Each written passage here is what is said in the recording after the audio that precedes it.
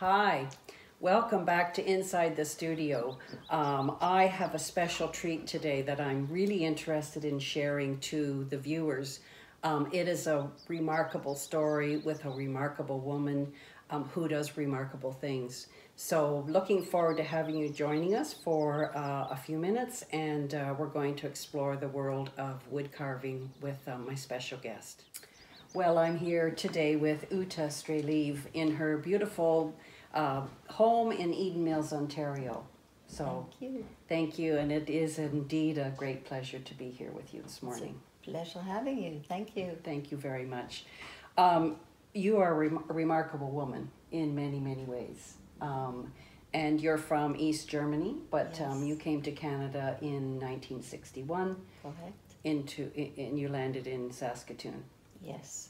You didn't stay there long. No, I didn't want to. You didn't want to. No.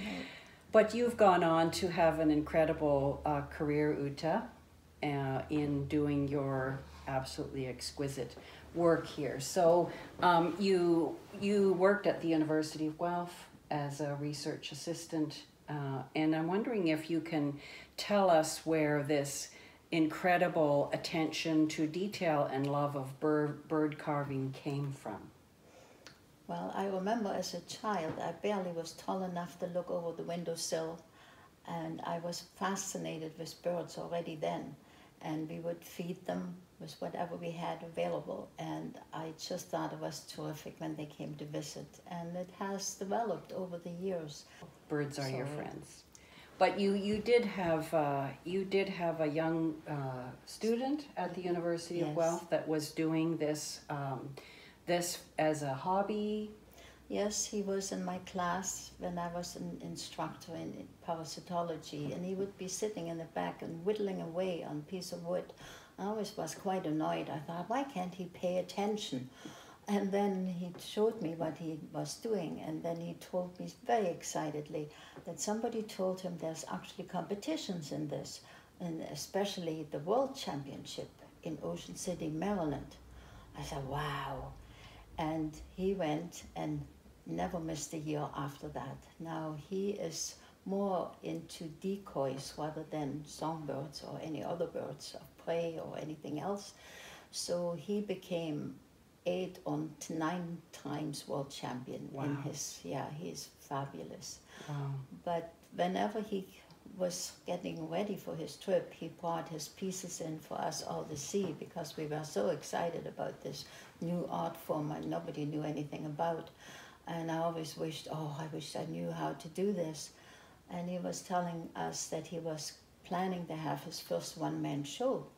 And that happened to be in Orton at Paul Baudet's art gallery. That's Orton, Ontario. Yes, and so of course I went, and Paul was a wonderful man, and he was teaching and advertising at that time already for classes, so I signed up on the spot, and I've never stopped since. I have taken classes for many other world champions in the meantime, and in the States and in Ontario, and learned as much as I possibly could and started competing. So actually my very, very first carving I did with Paul was a chickadee. And I took it into the lab on Monday, the following after the weekend. And it was not painted or done anything to it, just shaped. And they all said, oh, it's a chickadee. And I thought, wow, they recognize it without paint on it. So it can't be that bad. So I made myself another pattern for a second one, and in winter when they collect sunflower seeds, they put it between their toes and peck at it.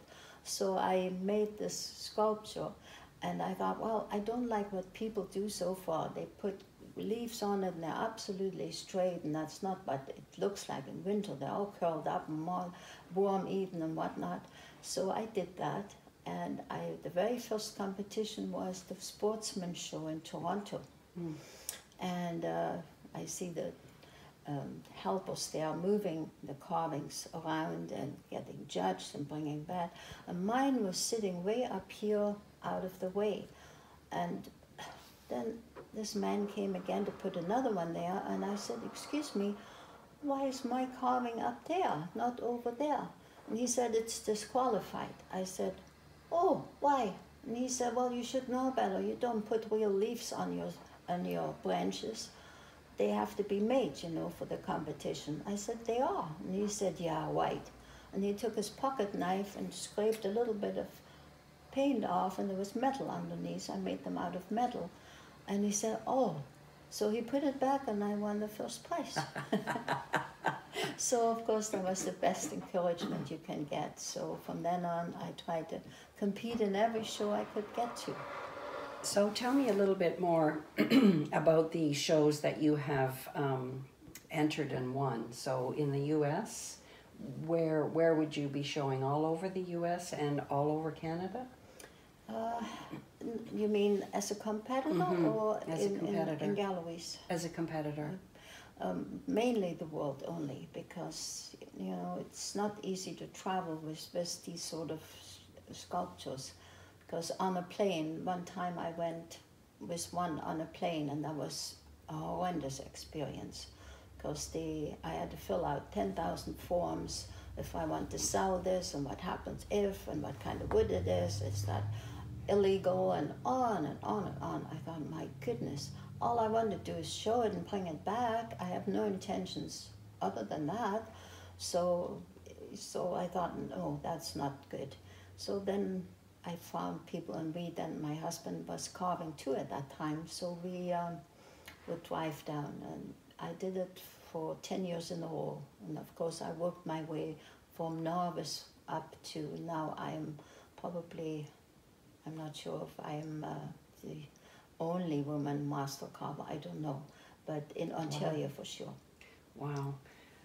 So can you tell us a little bit about something like this? For example, you've brought some pieces of wood. So tell us how you get started with this, Uta. What kind of wood do you use? Okay.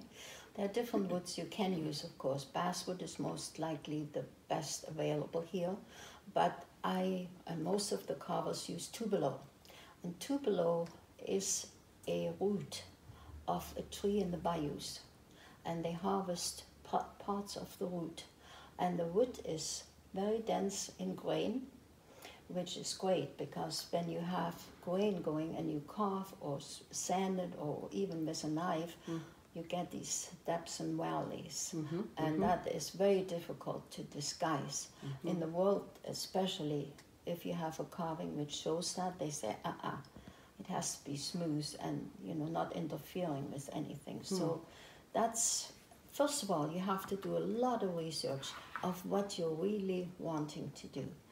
And before I even start, I have the completed sculpture in my mind already. And you have to know what you're showing. Are you showing a bird in springtime? Is it breeding time? Or is it a miniature? Then everything else has to be miniaturized, or in fall colors, or whatever. So you do a lot of research to start with about their behavior too. How do they perch? How do they walk, or do they hop? All these different things. And I learn so much each time. With each project I start, I learn so much. And the more I get into it, the more I'm fascinated by it. Yes, it's just, there is so much to learn yet. And I hope I live long enough to learn I hope a lot you do more. too. So where do we go from here? Okay, well, first of all, from here, when I now know what I want to show, now I have to make a pattern, not to waste the wood, okay? So you need a good top view and a good side view. And then you cut out these parts with the bandsaw, and you end up with a square bird. Okay. Okay, now you can start rounding this off. And you always keep in mind too, the strength of the wood is with the grain. So if I have a long tail, that's where I need the strength. If I have a bird with a long bill, I need it there. So these are all things you have to think before you even do that. And what kinds of tools are you using? So far, only the bandsaw. Now, Yes. I work with, now here the next one is you round off the corners, you see, and you end up with the actual bird body. And then you can begin to put in your feather groupings, which are very important too. Are you going to keep the wings up, down, below, or out? Or these are all, of course, engineering things, because you have to mount them in a way that it still looks natural. Right. And then the other one there, I can't quite reach it. No, the next one. This one? Yeah. That is the step before you start painting. That's called detailing. Now you see I have rounded it off and put in all the different feather groupings and the wings. They all have different names too. So, and then you start detailing, and that is done with a electric knife. It's a detailer, which is really a blade which heats up, and with different woods you can do pyrography the same way, but only flat. But here we just detail, and we literally carve into the details of the feather. Wow. And then it gets sealed, of course, and then you're ready for painting. Wow. So let's talk about one, Uta. Yes, let's talk about something like special. I mean, this one is, of course, spectacular. That is a great blue heron in miniature, of course, and he's in full breeding plumage. They normally don't have quite as many feathers up front. In the back, yes, but not so much in the front. This is, of course, what he shows off. And so that's, layered down from the top down. And that's, yeah. So you work from photograph first? You do a lot of material collecting before you begin. I buy every bird calendar, whatever comes out. I buy every book, as you can see there. These are all bird books. And that to start with. Then you try and see the bird in its natural habitat, because there you see the true picture of their behavior and how they perch, how they feed, etc. So these are all very important things before you transfer them into the wood. Yeah. I want to bring this one, Uta, a little bit closer for the camera. This is, of course, more than spectacular. So did this guy go to a show somewhere? Oh, yes. Mainly the Canadian Championship. That is the only good one we have still in Canada. And where is that? Where is that? Toronto? Kitchener-Waterloo. Interesting. It used to be in Toronto at the CNE. And we used to have at the Princess Gate, that first building, I forget the name, we had the upper floor for all the wood carvings, not just bird carvings. There were boats, there were figurines, there were furniture, it was phenomenal.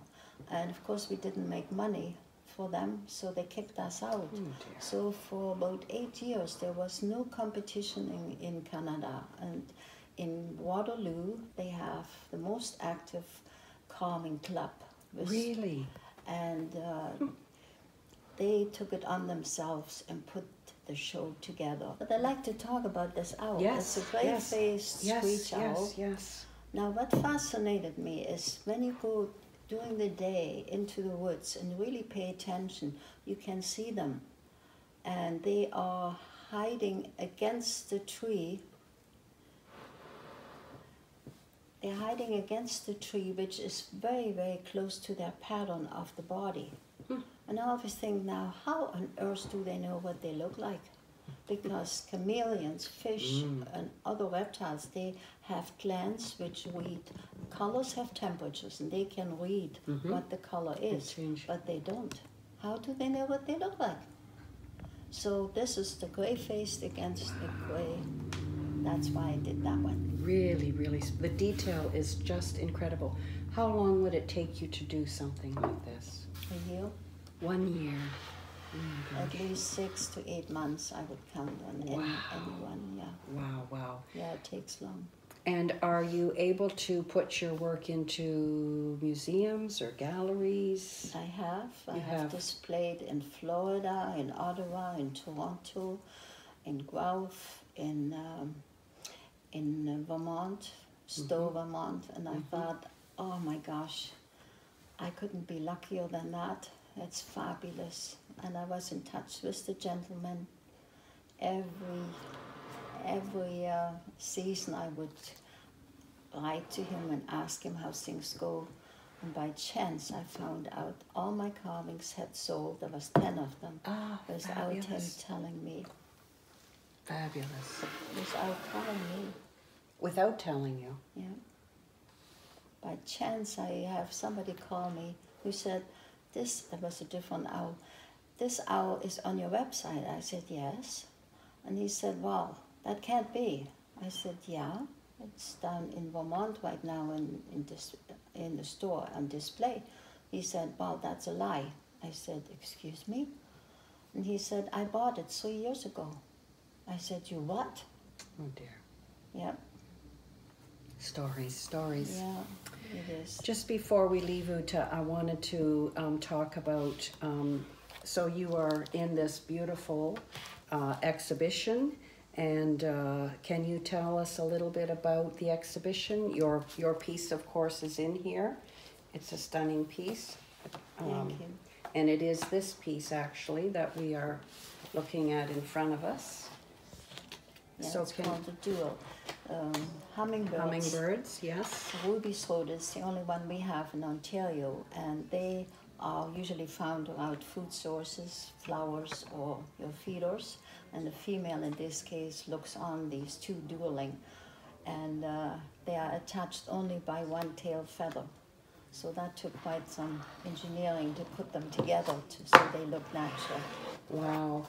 And these then are, That's metal, that is metal. and the flowers are wood.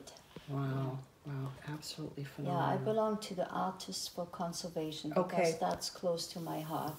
Right. And the swallow there is a statement for all the This wild... one? No, the swallow that burned Oh, the next one over.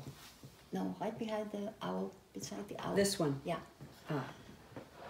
This is to lament the sad situation what animals and people have to face because of our climate changes. We will see more and more wildfires. And swallows, for example, they return faithfully every year like clockwork almost. The 1st of May they arrive at a certain time in certain places where they nested before.